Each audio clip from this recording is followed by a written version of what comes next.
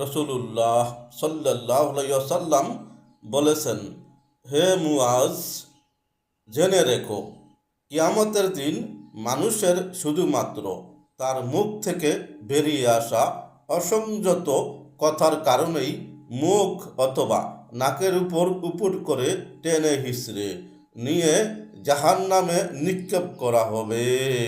হাদিস আহমদ, হাদিস নং 22,016 ও তিরমিজি শরীফ, হাদিস নং 2616।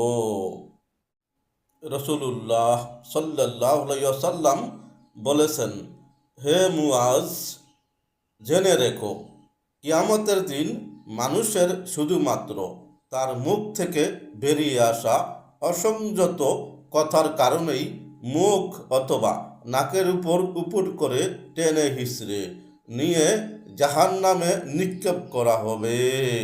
হাদিস আহমদ, হাদিস নং 22,016 ও তিরমিজি শরীফ, হাদিস নং 2616।